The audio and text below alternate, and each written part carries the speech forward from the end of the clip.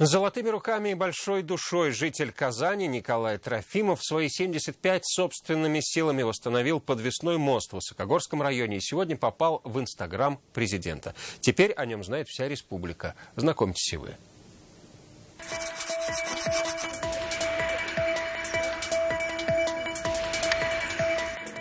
Раз, гаечкой, все. И все, грузим. Так на велосипеде все инструменты и даже 6-метровые доски Николай Трофимов и привозил. Заброшенный и развалившийся подвесной мост через Казанку он собрал заново. А некоторые считают, дурак ты, дурак.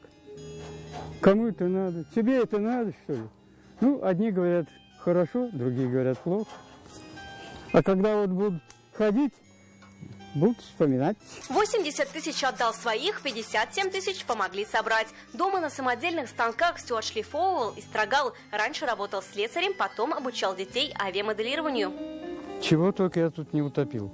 2 молотка, гвоздодер, 1 раз шуруповертку. Восстанавливать мост Николаю Трофимову помогает его друг Александр Дубовской. Однажды во время ремонта вместе чуть не упали с высоты, застряли в пролете, а сейчас помощников больше.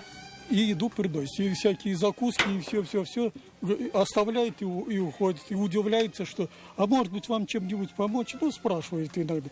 Мы говорим, если есть. И вот они иногда помогают, приходят. С одной стороны санаторий, с другой лагеря и поселок. Этим мостом пользуются активно не только жители. Сюда специально приезжают и на фотосессии.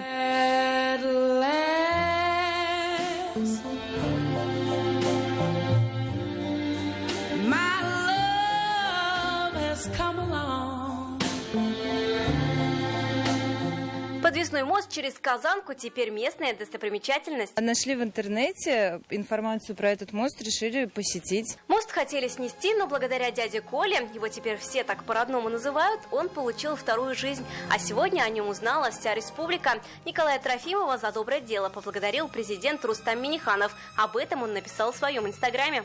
Ваш мост и написал, выражаю благодарность активному пенсионеру Николаю Трофимову. Но дядя Коля оказался очень скромным. Меня это не касается. Я не люблю это. Работа здесь еще идет. Дядя Коля хочет сделать мост ярким и приглашает всех на Большой Субботник. Вероника Гайнудинова, Ренат Сафин, ТНВ, Высокогорский район.